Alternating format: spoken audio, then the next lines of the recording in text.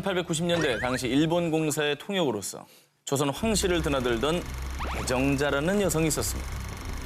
뛰어난 일본어 실력과 함께 일본 정세까지 꿰뚫고 있어서 고종의 큰 총애를 받던 그녀. 그런데 악명 높은 조선의 초대 통갑 이토 히로부미의 수양딸을 자처하는 일본의 스파이 밀정이었습니다. 이토 히로부미가 그녀를 스파이로 기용한 것을 두고 전해지는 얘기에 따르면요.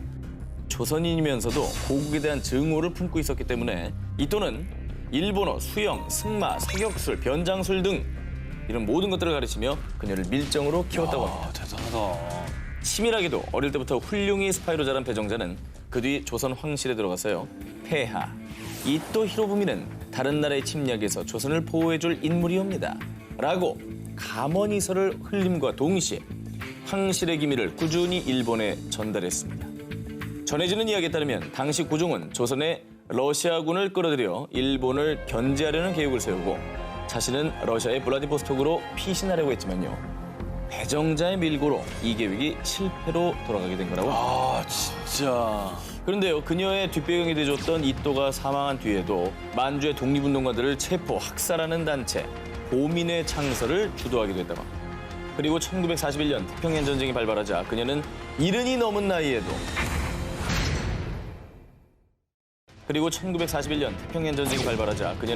70이 넘은 나이에도 조선 여성 100여 명을 전쟁터로 데려간 뒤 위안부 노릇을 감행했다고 합니다. 이거는 너무 치졸하고 정말 극악무도한 범죄 아닙니까? 그렇습니다. 그로부터 이제 4년 뒤죠. 1945년 광복이 오지 않았겠습니까? 그래서 1948년부터 반민족행위 특별조사위원회가 본격적으로 친일 인사들을 잡아들이기 시작을 했는데요. 이때 제일 먼저 체포된 여성 친일파가 바로 배정자였다고 합니다. 그러나 뻔뻔하게도 조국의 광복에 기쁜 마음이 가득 차 무엇라 할 수 없습니다. 나의 행동들은 어린 나이의 실수입니다. 라며 변명으로 일관했지만요. 결국 감옥에 끌려갔고요. 출소 후에는 어렵게 생활하다가 쓸쓸한 죽음을 맞았다고 합니다. 이거는 저 지난주에 저 광복절 특집할 때 했어야 네. 되는 기사 아닙니까? 그러니까요. 그때 올렸어야 되는 기사이긴 한데 정말 대단하다. 정말 아, 분노가 치밀어 오른다. 네. 예. 코드명 지그재그, 그리고 또 하나의 코드명 프리치. 독일에선 철 십자훈장을 수여받을 정도로 신망이 두터운 스파이로, 동시에 영국의 스파이로도 활동한 에디 체프먼의 이야기. 에디 체프먼은 10대 때부터 젤리그 나이트라는 폭발물을 사용해 금고를 터는 젤리갱의 멤버로 영국에선 악명 높은 금고 털이범이었다고 합니다. 하지만 제 아무리 선수로 꼬리가 길면 잡히는 법이죠. 1939년 초 에디 체프먼은 금고를 털다 붙잡혀 영국 감옥에 수감되고 맙니다. 그런데 감옥에 수감된 후 제2차 세계대전이 발발했고요. 그때 에디 체프먼은 자신이 감옥에서 나갈 방법은 독일군의 스파이를 자처하는 것밖에 없다고 생각한 건데요. 자, 그래서 독일군에게 자신의 능력을 한껏 어필하며 스파이로 받아달라 이런 부탁을 했어요. 코드명 프리츠로 정식 나치 소속 스파이가 됩니다. 야, 그리고 에디 체프먼은 중요 임무를 부여받게 되는데요. 런던의 산업지대를 폭발시키라는 것이었습니다. 한편 영국의 정보국 요원 조는요. 에디 체프먼, 너의 작전을 모두 알고 있다. 죽고 싶지 않으면 위장 폭발을 시켜라. 자, 이렇게 에디 체프먼에게 이중 스파이가 될 것을 제안합니다. 에디 체프먼은 자신의 형량이 단축될 수도 있다는 기대를 가지고 이 제안을 수락했고요. 드디어 작전 수행 날에는 공장 건물의 일부를 일부러 파손시킨 뒤에 독일에게 거짓 보고를 합니다. 결국 영국의 스파이까지 맡게 된 에디 체프먼은 영국에서는 코드명 지그재그로 활동하기 시작했고요. 본인의 행보랑 비슷하네요, 지금. 정말 영악하게도 그 지독하고 악랄한 나치를 감쪽같이 속인 에디 체프먼은 결국 전쟁이 끝난 후 정말로 영국으로부터 과거 자신이 금고 털이범으로서 저지른 모든 죄를 사면받았고요. 심지어는 자신의 주특기를 살려 나치의 금괴를 대량으로 훔쳐 영국으로 밀반이 배웁니다. 그래서 남부러울 것 없이 행복하게 사시다가요. 1997년 83세를 일기로 생애를 마감했다고. Are you willing to go to England to attack a target for us? 우아한 모습으로 커피잔을 들고 있는 이 여성. 바로 색계의 실존 인물, 탕웨이가 열연한 여성 스파이 정핑루입니다. 그런데요, 영화 색계에서는 사랑 사이에서 갈등했던 사랑꾼 스파이로 등장하지만요. 실제 그녀는 조국을 위해 자신을 던진 비운의 스파이였다고 합니다. 중국과 일본 혼혈이었던 그녀는요. 샹하이 최초의 화보, 양우 화보 표지 모델이 되면서 출중한 미모로 샹하이 사교계에 발을 들여놓게 됩니다. 그런데 이때 중국 국민당의 정보기관에선 정핑루의 뛰어난 미모와 능숙한 일본어를 보고 미인계를 쓸 수 있는 첩보원으로 적합하다고 판단했고요. 그녀도 항일운동에 적극 가담하게 됩니다. 그런데 정핑루 그녀를 운명의 수레바퀴에 놓이게 한 막중한 임무가 주어지게 됩니다. 바로 일본군의 특무부장이자 항일 운동가들을 무참히 처형해 도살자라 불리는 띵모춘을 암살하라는 명이었죠. 자신의 미인계로 적을 사랑해야 하는 스파이. 그런데 사실 그녀에겐 이미 혼인을 약속한 연인이 있었습니다. 하지만 혼인을 잠시 미루고 그녀는 중대한 첩보 임무에 임하게 됩니다. 그 뒤 정핑루는 무도회장에서 띵모춘을 만났고요. 그도 역시 정핑루의 미모와 매력에 홀리듯 끌리고 맙니다. 그런데 준비했던 첫 번째 암살 시도가 안타깝게 실패하자 12월 21일 모피 전문점에서 두 번째 암살을 계획합니다. 띵모춘, 나 크리스마스 선물로 모피 코트 하나 사주세요. 하지만 띵모춘은 그만 밖에서 수성이던 남성들을 수상하게 여기고 그 길로 그녀를 두고 도망치고 맙니다. 아이고. 그리고 그 뒤 다시 정핑루는 아무 일도 몰랐다는 듯 띵모춘과 무도회장에서 세 번째 약속을 잡는데요. 그런데 그녀를 찾아온 남자는 바로 띵모춘과 같은 소속의 행동대원들이었습니다. 이미 띵모춘은 그녀의 존재를 눈치챘던 것이죠. 결국 그녀는 갖은 취조와 고문 끝에 총살을 당해 방년 22세의 나이로 생을 마감하게 됩니다. 자, 이번에는요. 미녀 스파이로서 파무 파탈의 결정판이라 할 수 있는 스파이입니다. 러시아 미녀 스파이 안나 체프만. 어우, 이거 뭐 뉴스 엄청 나왔었죠, 그때. 2010년 안나 체프먼은요. 러시아 해외 정보국 SVR 요원 10명과 함께 스파이 활동을 해오다가 FBI에 적발됐었죠. 미국의 정보 관료들과 사업가들의 혼을 쏙 빼놨던 그녀의 매력은 과연 무엇이었을까요? 붉은 와인색 머리에 푸른색 눈동자, 어딘가 모르게 동양과 서양 여성의 매력을 동시에 풍기던 그녀는 매일 밤 명품 드레스와 아찔한 키레를 신고 사교계 거물로 활동했다고 합니다. 그렇게 매일 밤 미국 정부 고위 관료, 정치인, 대기업 간부들을 만나면서 그 속에서 빼낸 각종 정보들은요. 러시아 첩보원들에게 전송이 됐고요. 이때 이중 보호를 위해서 스테가노그래피라는 암호 기술까지 썼다고 합니다. 여기서도 놀라운 건요. 본국으로 추방된 그녀에게 벌어진 대반전이었습니다. 러시아에서 최연소로 러시아 최고 훈장을 받았을 뿐 아니라요. TV 진행자, 모델, 배우 등으로 활동하며 여전히 러시아 전 국민의 관심과 사랑을 받고 있다고 합니다. 당신은 소련의 정보를 빼돌린 스파이 혐의를 받고 있습니다. 아니 뭐요? 안 들려. 내 보초기 좀 가져와봐. 아 뭐라는 거요? 평범한 할머니 멜리타 노우드실은요. 무려 핵의 역사를 바꿔놓은 소련 KGB의 최정예 스파이. 할머니가요. 1930년 당시에 멜리타 할머니는 철 이외의 금속들을 연구하는 연구기관 영국 비철연구협회에서 비서로 일하는 지극히 평범한 20대 여성이었습니다. 취업 후 얼마 뒤 평범하기만 한 멜리타와는 인연이 1도 없을 것만 같은 소련의 비밀 경찰 단체 KGB가 그녀에게 접근을 합니다. 자, 이게 어찌된 일이냐? 사실 그녀가 일하는 영국 비철연구협회는요. 비밀리에 핵 연구가 이루어지는 곳이었습니다. 자, 그런데 사실 멜리타는 비밀리에 영국 공산당에 가입한 열성 공산주의자였다는 겁니다. KGB는 이 믿을 수 없는 행운에 기뻐하면서 멜리타에게 접근을 해서 스파이로 일해줄 것을 제안했고요. 그리고 그녀는 코드명 훌라라는 스파이로 다시 태어나게 됩니다. 그렇게 그녀는 핵 연구의 필수인 우라늄에 관련된 중요한 연구 정보들을 빼돌려 고스란히 소련에게 넘기게 됩니다. 그리고 1945년에는 아예 원자폭탄 제조와 직접적으로 관련된 서류를 넘겨서요. 소련이 원자폭탄 개발에 성공하는 데 큰 기여를 하게 됩니다. 대단하네. 자, 실제로 멜리타가 넘긴 정보 덕분에 소련의 원자폭탄 개발이 5년이나 앞당겨졌다고 합니다. 자, 그런데 정말 놀라운 점은요. 직장 동료들은 물론이요. 또 스파이 활동 중간에 결혼까지 했는데 남편은 물론 딸까지 그 누구도 그녀의 스파이 활동을 눈치채지 못했다는 겁니다. 덕분에 멜리타는 무려 40여 년 동안 스파이 활동을 무사히 이어나갔고요.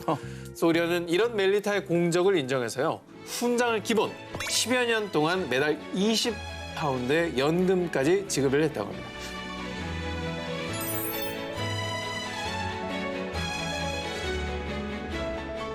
은밀하게 위대하게 스파이 19 5위 공연. 제임스 본드의 상사, 주부 스파이? 영화 007 제임스 본드의 상관이자 MI6의 국장 M, 1대 M 버나들리, 2대 M 로버트 브라운까지 이때까지 모두 남자 상관이었는데요.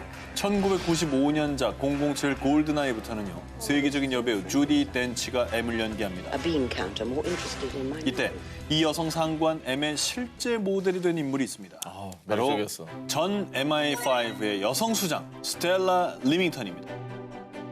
1967년에 지인의 소개로 MI5의 임시직에 고용이 된 건데요. 적극적인 태도로 일하면서 내부에서 점점 인정을 받게 됐고요. 그 뒤에 정직원까지 되면서 그녀는 본격적으로 간첩, 반역, 테러리즘에 관련된 일들을 도맡아 하게 됐습니다. 그리고 그렇게 20년 넘게 MI5 요원으로서 활동한 결과 결국 1992년에 스텔라 리밍턴은 여성 최초로 MI5의 수장이 됐고요. 4년간이나 수장직을 지냈다고 합니다. 하지만 스파이의 수장이자 동시에 워킹맘으로서의 고충이 참 많았다는데요. 아이들이 아플 때도 회사 일을 뿌리칠 수가 없었습니다. 게다가 스파이 신분을 숨기고 활동했지만 혹여 딸들이 엄마를 대신해 해코지를 입지는 않을까 그치. 늘 노심초사의 마음으로 지냈다고 합니다. 늘 불안하죠. 그럼요. 재밌는 부분이 네. 주부 스파이 스텔라 리밍턴의 활약에 힘입어 2015년 영국 정보기관 MI6는 주부 대상 취업 사이트에 스파이 모집 공고를 내기도 합니다. 저렇게 그냥 들어놓고 해놨어요? 그렇죠. 주부들을 겨냥한 건 다양한 대인 관계와 풍부한 인생 경험이 첩보전에 도움이 된다는 판단에서였다고 하고요. 중요 자격 요건은 폭넓은 경험이었다고 합니다. 이 공고를 본 주부 스파이 지원자들의 어떤 지원이 굉장히 폭주했었다고 합니다. 자, 그런데요. 그 어떤 첨단 무기보다 무서운 스파이들의 암살 무기는 또 따로 있습니다. 바로 독입니다. 포이즌. 자, 두 사진의 인물은 동일 인물인데요. 과거 러시아 정보기관의 1급 요원이었던 그는 2000년 가족과 함께 영국으로 망명을 했습니다. 자, 그런데 2006년 갑자기 리트비넨코는 집에서 복통을 호소하면서 쓰러지고 맙니다. 곧바로 병원에 옮겨졌지만 결국 약 3주 만에 사망하고 마는데요. 아이고. 자, 영국 보건당국이 밝힌 내용에 따르면 부검 결과 그를 죽음으로 몰아간 원인은 바로 초소형 핵폭탄으로 불리는 독극물 폴로늄 210이었습니다. 참고로 폴로늄은 청산가리보다 2억 5천만 배나 강한 맹독성 물질인데요. 일단 인체 내부로 투입이 되면 강력한 독성으로 내장과 백혈구를 모조리 파괴해버리는 무시무시한 독극물이라고 합니다. 자, 그가 영국 런던의 한 호텔에서 전직 동료들을 만나서 녹차 한 잔을 마셨는데 폴로늄이 이 녹차에 섞여 있어요. 너가 이 타났구나.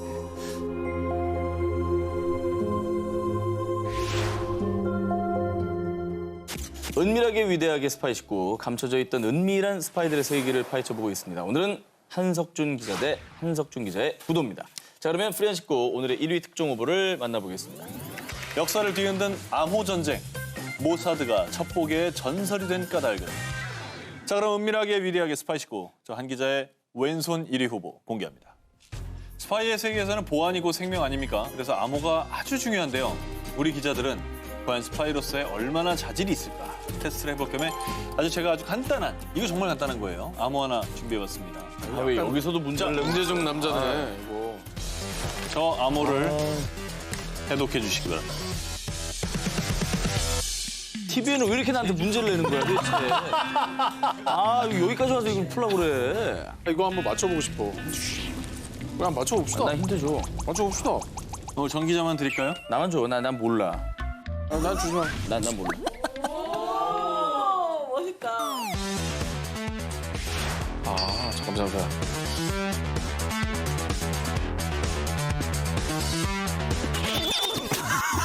뭘까 아니요.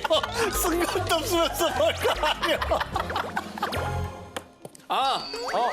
알겠다. Man makes man. 정답입니다. 자, 지금 보니까 이게 이렇게 하나, 둘, 셋, 세 칸씩 왼쪽으로 이동시킨 거예요. 그렇기 때문에 A가 이제 D로 시작하는 거지. E, F로 이렇게 가는 거죠. 내가 그거 하고 있었잖아 지금. 그러게 이제 하고 이거 있었어요. 같이 맞춘 거 이거 잡아주시면 같이 하고 있었어요. 요대로 하면. 지금 기자들이 푼 암호는 로마의 황제 율리우스 카이사르가 사용했던 일명 카이사르 암호입니다. 그런데 신조차 풀지 못할 것이다 라고 불릴 만큼 해석 난이도 최상 난공불락의 암호가 있었는데 바로 제2차 세계대전 당시의 독일군의 암호 시스템 애니그마였습니다. 이 기계는 쉽게 말하면 S를 치면 종이에 S가 아니라 R이라는 글자가 찍히는 기계로요. 심지어는 독일군은 이 글자가 바뀌는 규칙도 수시로 바꿔서 암호 해독을 더욱 어렵게 만들었습니다. 자, 근데 무엇보다 이 애니그마가 영국군에게 골치였던 이유는요. 독일군이 당시 주력 무기였던 유보트의 명령을 내릴 때 이 애니그마 암호를 썼기 때문입니다. 애니그마를 해석해 독일군과 유보트를 저지하라!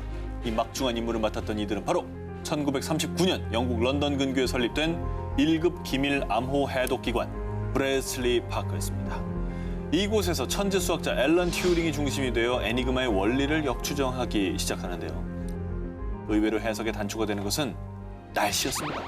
독일군은 매일 새벽 6시경 일기예보가 담긴 암호를 송신했는데요. 그렇다면 이 암호 속엔 분명 날씨라는 단어가 분명히 있을 거라고 생각을 한 겁니다. 그래서 이 단어를 시작으로 폭풍, 비, 파도 이렇게 날씨 관련 단어는 물론 자주 쓰이는 군대 용어 등을 추적하기 시작했고요. 이 데이터를 바탕으로 1940년 3월 18일 애니그마 암호를 무려 단 20분 만에 해석하는 기계 봄베를 완성합니다. 덕분에 연합군은 독일군의 상황을 속속들이 알게 됐고요. 독일군에게 일부러 정보를 흘려 프랑스 칼레 해안의 병력을 집중시키게 유도하고요. 그 사이에 연합군은 감시가 허술해진 노르망디 해안에 기습적으로 상륙한 거죠. 이 작전이 그 유명한 1944년 6월 6일의 노르망디 상륙작전입니다. 이 작전의 성공으로 연합군은 제2차 세계대전의 승기를 쥐게 되죠. 즉 연합군의 제2차 세계대전의 승리 뒤에는 애니그마와 암호 대결을 펼친 브레슬리 파크의 숭고한 노력이 있었습니다. 자, 이게 제 왼손 기사였습니다. 굉장히 훌륭하죠. 훌륭해요. 네, 오른손 기사를 소개해드립니다. 좋은데요? 부에노스아이레스에 사는 리카르도 클레멘트는요. 일을 마치고 집으로 돌아오던 중 저 실례합니다 라고 말을 거는 남자를 만납니다. 그런데 그 순간 주변에서 7명의 남자들이 쏟아져 나와서 클레멘트의 눈을 가리고 납치합니다. 이 모든 일이 벌어지기까지 걸린 시간은 단 30초. 클레멘트를 납치한 이들이 바로 이스라엘의 정보기관 모사드였습니다. 오로지 이스라엘의 안보를 위해 다양한 첩보 임무를 수행하는 기관으로요. 세계에서 가장 강력한 그리고 가장 은밀한 첩보 조직으로 유명한데요. 이 모사드에서 가장 심혈을 기울이는 임무 중 하나가 제2차 세계대전 당시 나치 전범과 관련된 정보를 수집하고 추적하는 일이었던 겁니다. 그리고 이런 모사드의 정보력과 집념의 결정체가 리카르도 클레멘트 체포작전이었습니다. 리카르도 클레멘트는 가명이고요. 이 사람은 사실 제2차 세계대전 당시 독일 나치의 친위대 장교 아돌프 아이히만이었습니다. 전쟁 당시 600만 명이 넘는 유대인 학살을 진두지휘하고 종전 후에 아르헨티나를 도망쳐 10년간 은신했는데요. 먼저 모사드에는 사야님이라고 불리는 전 세계 약 3만 5천여 명가량의 정보원이 있습니다. 아르헨티나에 아돌프 아이히만이 있는 것 같다라는 정보도 이 네트워크를 통해 모사드까지 전달된 겁니다. 1959년 마침내 법의학자들까지 동원해서 사진 속의 인물이 아이히만임을 확인한 모사드. 현장과 연기에 능한 요원과 위조 전문가, 자물쇠 전문가, 마취 전문가 등 다양한 분야의 정예 요원을 다시 선발해서요. 아이히만을 승무원으로 위장해 이스라엘행 비행기에 태운다는 플랜까지 완벽하게 세운 다음에야 아이히만을 덮쳤던 겁니다. 결국 계획대로 이스라엘로 압송된 아이히만은 1961년 예루살렘의 재판대에서 반인륜적 행위, 전쟁 범죄 등 15개의 죄목으로 사형 선고를 받았는데요. 이 작전을 통해 모사드의 첩보력은 세계 최고 수준이라는 사실을 전 세계에 과시했는데요. 지금 이 순간 세계 어딘가에서 모사드의 요원들은 나치 전범 최후의 흔적을 찾아 달리고 있습니다. 2000년대 초반 우크라이나 총리 재임 당시 성공적인 경제 개혁으로 국민적 인기를 누린 빅토르 유셴코. 그는 2004년 야당의 차기 대권 주자로 대통령 선거에 출마, 활발히 유세 운동을 이어갔는데요. 그런데 갑자기 그의 건강에 적신호가 찾아오며 위기를 맞게 됩니다. 어머머. 자, 이 사진이 유세 활동 도중에 공개된 그의 모습이죠. 무슨 일이지? 때는 2004년 9월 5일 유센코는 우크라이나 정보기관의 이호르 스메시코 국장과 블러드미르 스타시오크 차장과 함께 저녁 식사 자리를 가졌는데요. 그는 식사 직후 심한 복통과 함께 얼굴 피부가 상하고 물집이 잡히기 시작. 그런데 검사 결과 아무래도 다이옥신에 중독된 것 같습니다. 고엽제 주성분인 다이옥신은 피부 변형과 장기 손상은 물론 목숨까지 앗아갈 수 있는 치명적인 1급 발암 물질에 속하는데요. 검사 결과 유센코의 몸에서 무려 정상인의 6,000배 가까이 되는 다이옥신이 검출된 겁니다. 아니 한꺼번에 어떻게 저렇게 많이 검출될 수가 있죠? 그럼 뭐 음식에 탄화도 저렇게 6,000배까지 나오진 않지 않나요? 그러니까 작정하고 먹이지 않으면 안 나오는 수치가 나온 거죠. 그렇습니다. 네. 당시 범인은 밝혀지지 않았습니다. 그런데 독극물 암살 미수 사건 이후 유센코의 지지율은 오히려 상승. 결국 유센코는 득표율 52%를 기록하며 우크라이나 3대 대통령에 당선되었습니다. 그래서 사실 저 다이옥신 중독 사건 때문에 당선됐다. 이게 도움이 됐다 오히려라고 보는 것도 있었고 저때 대통령 후보가 아주 친러 정책의 그 정보국 쪽이랑 가까운 인물이었는데 그쪽에서 아예 죽일 생각을 하고 테러를 한 거다 이렇게 보는 시각도 있었고 그러니까 배후가 궁금해지긴 하네요. 당시 우크라이나 검찰이 수사를 펼쳤지만 누가 언제 유센코에게 다이옥신을 먹였는지 밝혀지지 않은 채 사건은 미궁 속에 묻히고 말았습니다. 우크라이나 대선 후보를 향한 독극물 암살 미수 사건. 대체 그 배우는 누구였을까요? 살인면허 스파이 19 14위를 공개합니다. 그는 누구의 편인가? 우리에겐 생소하지만 독일에도 연방정보국 BND라는 정보기관이 있는데요. 그런데 2014년 독일 당국은 BND의 말단 직원 마르쿠스 라이헤를 스파이 혐의로 체포. 그에게 반역죄와 공무상 비밀침해죄로 징역 8년을 선고했습니다. 와. 당시 독일 당국에 따르면 스파이 라이헬은 기밀문서를 열람할 수 있는 우편물실에서 근무하던 중 BND의 기밀문서 3건을 유출, 독일 주재 러시아 영사관 내 비밀정보국에 발송한 후 발각됐다고 합니다. 그러면 독일 정보국의 내부 정보 이런 게 유출되면서 보안이 뚫렸다는 거 아닙니까? 그렇죠. 근데 이제 그 안에 무슨 내용이 있느냐가 중요한데 아까 말한 것처럼 막 스파이 명단 이런 거 있으면 아무 활동도 못 하게 돼 버리는 거니까. 갑자기. 그렇죠. 독일 입장에서는 뭐 난리 났네요. 큰일이지. 자, 그런데 말입니다. 이 사건엔 반전이 있었습니다. 라이헬의 정체는 사실 미국 중앙정보국 CIA의 스파이. 오, 3달이에요? 3달이 그러면? 아니 아까 전달을 러시아에 했다고 그랬잖아요. 그러니까 미국의 스파이이기도 하고 러시아의 스파이이기도 하고 근데 공식적인 신문은 독일의 스파이고. CIA를 가리기 위해서 CIA 가리기 위해서 걸렸을 때 러시아 스파이다라고 얘기를 한 거네요. 러시아를 찍어놓고 일부러 그런 증거를 몇 번 좀 남겨놓은 다음에 실제 중요한 정보는 CIA에 넘겼을 수도. 나는 그냥 돈에 환장한 사람이 아닐까 싶은데요. 돈에 환장했다. 네. 자, 이 독일 당국의 조사를 보니까요. 스파이 라이헬은 2008년부터 2014년까지 총 200여 건의 기밀 문서를 미국 CIA에 전달했습니다. 찐 정보는 CIA에 넘겼네. 아니 와 너무 세게 넘겼는데? 그래서 밝혀진 정체가 뭡니까? 러시아 스파이입니까? 아니면 미국 스파이입니까?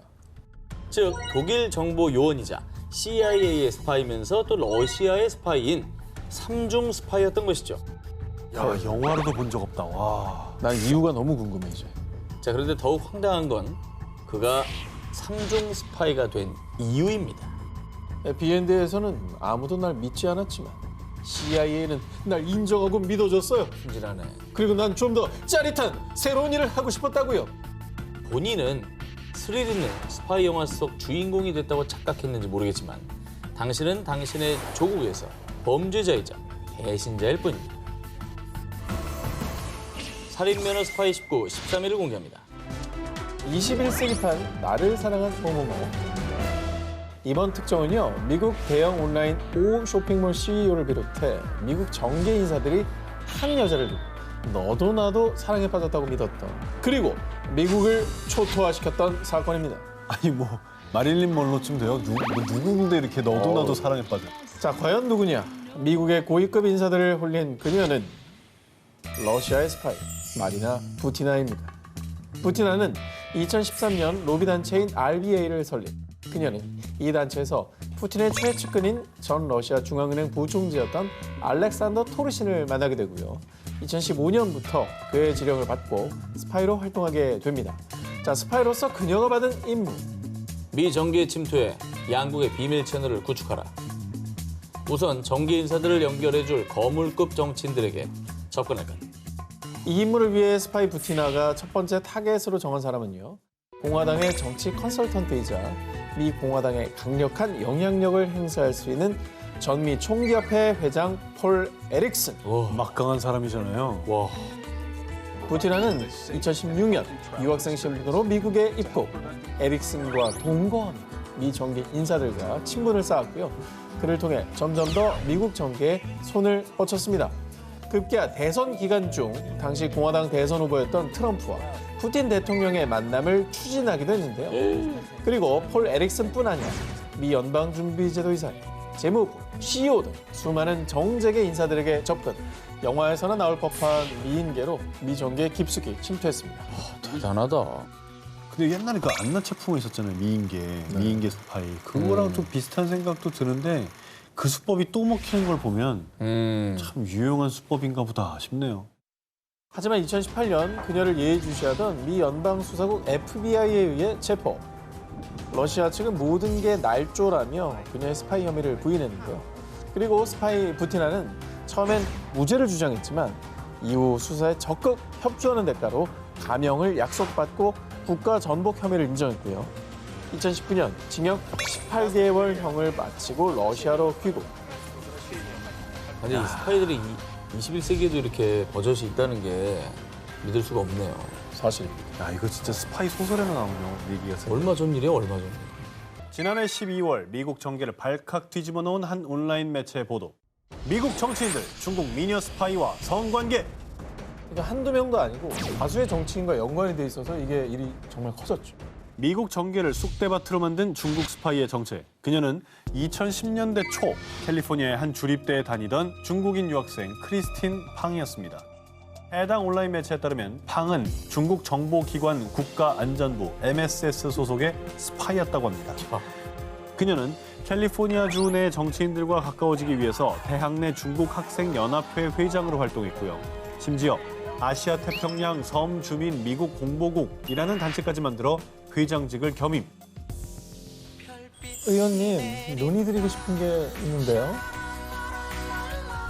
그 덕분에 정치계 인사들과의 인맥을 조금씩 넓혀나갈 수 있었다고 합니다. 미국은 이제 로비이스트 단체를 만드는 게 합법이다 보니까 저런 단체면 정치인과 만날 수가 있죠. 의도적으로 접근한 게 딱 티가 나네요. 그죠? 그렇습니다. 그리고 그녀의 첩보 대상에는 당시 여당이었던 민주당 인사도 있었는데요. 그중 그녀가 접근했던 것으로 알려진 인물. 당시 최연소 하원 의원이었던 에릭 스왈웰이었습니다. 2014년 스왈웰의 재선운동 당시 팡은 스왈웰 캠프에서 선거 자금 모금을 적극적으로 도우며 선거운동에 깊숙이 개입했다고 하고요. 그 밖에도 인도계 출신 로카나 의원, 하와이주 하원 의원이었던 털시 게버드 등의 선거 기금 모금을 돕는 등 정치계 사교의 여왕으로 군림했던 겁니다. 게다가 지금까지 조사된 바에 따르면 중서부 도시 시장 2명과는 육체적 관계까지 맺은 것으로 전해졌습니다. 어떻게 보면 이제 미국은 철저히 지방으로부터 올라가잖아요, 인사들이. 그러니까 시장이 또 주지사로 올라가고 그렇죠. 의회 의원들도 되고 상원에 뭐 나아가서는 대통령 후보까지 되는 거니까. 그러니까 빅픽처를 본 거네. 밑에부터 다 큰 그림을 그렸네. 그러나 그녀의 첩보 활동은 그리 오래가지 못했습니다. FBI가 MSS 소속 장교를 조사하던 중 그가 평범한 유학생 팡과 따로 만나는 모습이 여러 차례 포착됐던 겁니다. 허허. 근데 이게 쉽게 이렇게 뚫리네. 공개된 게 이 정도지 더 많을 수도 있겠어요. 그죠? 뭐 여러 가지 관계를 맺은 사람이 더 많을 수도 있죠. 네. 자, 그런데 말이죠. FBI의 수사망이 좁혀오자 2015년 팡은 하루아침에 종적을 감추고 말았는데요. 과연 그녀는 어떠한 목적으로 미국 정치인들에게 접근했던 걸까요? 살인 면허 스파이 19 9위 공개합니다. 은밀하고 살벌한 리얼 스파이의 삶. 자, 여러분 혹시 영화에서만 볼 수 있었던 스파이들의 위장 인생과 그 실체 궁금하지 않으십니까? 자, 실제 미국 중앙정보국 CIA의 최연소 비밀요원이었던 아마릴리스 폭스가 은퇴 후 자신의 자서전을 통해 실제 스파이의 삶을 전격 공개했다고 합니다. 은퇴한 다음에도 그 회사 얘기를 못하는 뭐 그런 규정이 있지 않나요? 있죠. 비밀 유지 조약. 네. 있습니다. 이걸 어떻게 공개합니까? 네. 공개할 수 있는 부분을 얘기를 한 거죠. 좀 시시하겠는데요.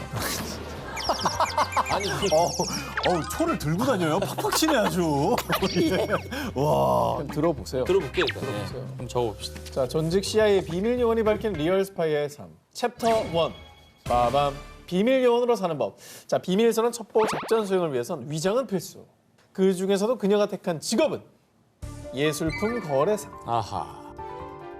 자, 범죄 집단들이 돈 세탁 경로로 예술품을 이용한다는 점에서 차관 약 10년간 샹하이와 파키스탄 등 10여 개국에서 임무를 수행했다고 합니다. 그리고 필요하면 동료 요원과 위장 결혼까지. 심지어 부부 요원들은 부부 관계는 정기적으로 하되 너무 규칙적으로 하지 말고 열정적인 관계를 갖되 너무 지나치게 열정적이진 말 것. 이렇게 부부 생활에 대한 지령까지 받는다. 진짜. 죄송한데 그거 다 신경 쓰면 부부 생활이 가능합니까? 자, 오늘은 여기까지.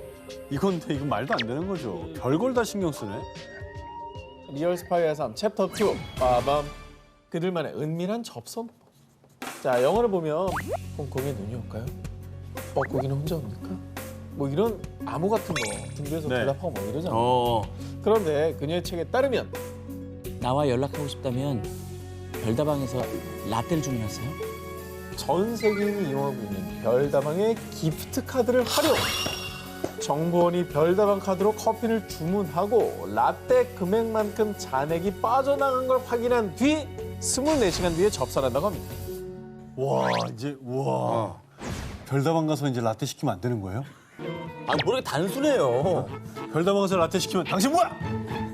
본인이 그 카드가 없으면 라떼를 시키든 프라푸치노를 먹든 아무 상관이 없는 나 거예요. 별다방 카드 있어요?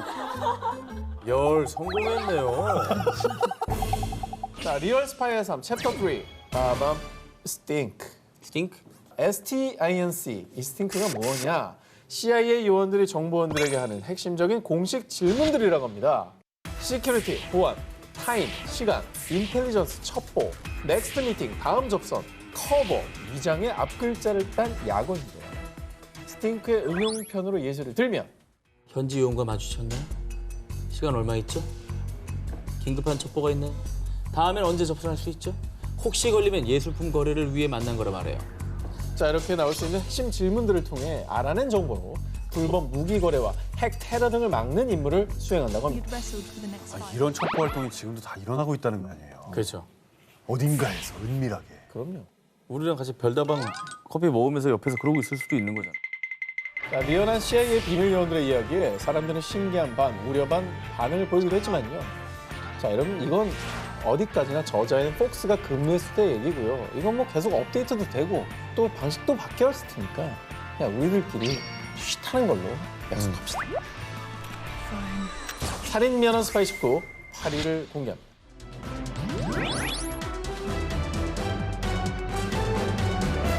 바야흐로 1960년대 초 미국과 소련 두 나라의 냉전이 절정에 이르던 시기, 미국이 소련을 견제할 목적으로 다국적 군인 나토군을 결성하자 소련은 미국 본토를 직접적으로 타격할 수 있는 플로리다 인근 국가인 쿠바에 아주 은밀히 미사일 기지 설립을 계획합니다. 저건 뭐 엄청난 사건이었죠. 세계 3차 대전 난다 그랬잖아요. 아, 맞아요. 혹시 이 전쟁이 일어날까 봐 진짜 케네디 대통령이랑 크루스초프 입만 쳐다봤어 진짜. 자, 그런데 말입니다. 이 끔찍한 핵전쟁을 막은 1등 공신은 아주 의외의 인물이었습니다. 1960년 11월 영국 출신의 사업가 그레빌 윈에게 영국 정보기관인 MI6 장교가 찾아왔는데요. 그레빌 윈 씨, 우리의 비밀 요원이 되어주시죠. 나는 그냥 평범한 사업가일 뿐이란 말이에요. 영국의 정보기관인 MI6가 윈에게 제안한 임무는요. 역시 스파이였던 소련의 고위 군사정보국 장교인 올레그 대령을 만나 그가 제공한 소련의 비밀을 영국 MI6와 미국 CIA에 전달하는 것이었습니다. 당시 윈이 수출업체를 운영하며 정기적으로 서유럽 국가와 소련을 오가고 있었기 때문인데요. 윈이 여러 차례 소련을 왔다 갔다 해도 직업 특성상 소련 당국의 의심을 피할 수 있어 스파이 임무의 적격이라고 판단했던 겁니다. 이거는 근데 만약에 러시아에서 체포되면은 이거는 무조건 그때는 네, 당신은 살벌했죠. 뭐 죽을 수 있죠. 죽을 수도 있는 거고 네, 진짜 굉장히 위험한 임무인 거죠. 그러니까 일본 사업하는 사람이 와 완전 영화 같네. 진짜 스토리가. 윈은 스파이 제안에 응했고요. 바로 다음 달 사업을 가정해 모스크바를 방문, 고위급 군사 정보를 전달받는 데 성공했습니다. 올레그 대령이 제공한 정보에는 소련 미사일 기지의 정보 요원, 무려 300여 명의 이름과 사진이 있었고요. 게다가 소련의 미사일 포대 배치 현황, 핵연료 생산 보관소 위치 등 소련의 1급 기밀이 상세히 담겨 있었습니다. 미국이 이제 그럼 러시아의 어떤 군사력의 수준을 확 알 수가 있었던 거네요. 핵전쟁에 대비할 수 있는 정보를 파악을 한 거네요. 그렇죠. 이후에 1962년 10월 당시 미국 대통령 케네디가 강력하게 소련의 미사일 철수를 요구, 그리고 스파이 윈이 제공한 기밀 정보를 토대로 아주 자신만만하게 소련과의 대화에 응할 수 있었고요. 결국 소련은 미사일 수송 철수를 발표, 전 세계는 핵전쟁의 위기에서 벗어날 수 있었습니다. 야, 근데 진짜 전문 요원도 아니고 사업하시던 분인데 참 이런 냉전 시대에 그 서슬퍼런 시대에 적국의 심장부에서 이런 정보를 캐낸다. 야, 평범한 이거 사업가가. 진짜 대단하네. 본인은 얼마나 떨렸을까? 그러니까. 2019년 4월 노르웨이 핀마르크주 북해 연안 수심 약 20m에서 시속 10km의 속도로 헤엄치며 타국의 해역에서 수중 탐사 중인 한 스파이. 이 스파이는요, 러시아의 비밀 첩보원으로 오가는 배들의 정보를 수집하는 임무를 수행 중이었는데요. 자, 그런데 조업 중이던 어부들의 정체가 드러나는 스파이.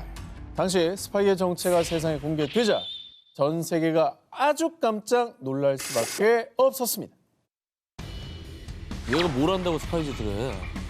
물론 IQ가 많이 높긴 합니다. 아니 벨트 같은 걸 차고 있는데? 뭘 차고 있네. 자, 저게 중요한 겁니다, 지금. 근데 안 먹어. 물고기는 왜 줘도 안 먹어? 아니 그걸 못 먹게 훈련을 시킨 거지. 스파이의 정체는 바로 벨루가. 자, 그렇다면 이 귀염뽀짝한 벨루가가 왜 스파이인 것이냐? 보시다시피 벨루가의 목에는 양쪽에 카메라를 달 수 있는 특수 제작된 줄, 하네스가 묶여 있는데요. 하네스. 이 하네스를 자세히 보면 상트페테르부르크라고 적혀 있죠. 네. 맞네요. 그리고 벨루가를 조사한 해양 전문가들에 따르면 이 벨루가는 고도의 훈련을 받은 러시아 해군의 스파이로 추정됩니다. 벨루가가 러시아 북방 함대가 위치한 무르만스크에서 왔다고 추측. 뿐만 아니라 과거 냉전 시대 소련과 미국은 해양 포유류 연구 프로그램을 통해 돌고래들을 훈련시켜왔으며 이 돌고래들을 어뢰 및 위험 물체 탐색, 배들에 접근하는 잠수용 적발 등 첩보 작전에 투입해온 점. 그리고 21세기 2003년 이라크 전쟁 당시 미 해군이 돌고래 몸에 카메라를 설치해 첩보 활동을 하는 등 과거부터 현재까지도 군사 작전에 돌고래를 이용해온 사례들 때문에 해양 전문가들은 벨루가를 러시아의 스파이로 추측. 하지만 러시아 측은 이에 대해 극구 부인했습니다. 근데 뭐 스스로 지가 이렇게 지느러미로 이렇게 하네스를 넣지는 않았을 거 아니에요. 생각해 보세요. 네. 벨루가가 지가 입을 수 있습니까? 못 입어. 아니 카메라 어떻게 달아 지가. 누가 채워줘야 되는 거예요. 그렇지. 그러네 진짜. 그럼 어쨌든 뭐 벨루가는 뭐 어쨌든 처벌을 받아야 되는 겁니까? 그 스파이. 정도면 이제 반역죄에 해당되는 거죠. 그렇지.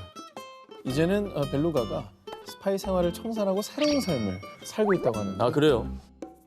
노르웨이 측은 벨루가에게 흐말디미르라는 이름까지 지어줬고요. 자유롭게 살 수 있도록 바다에 놓아주었지만 노르웨이 바다가 마음에 들었는가 봅니다.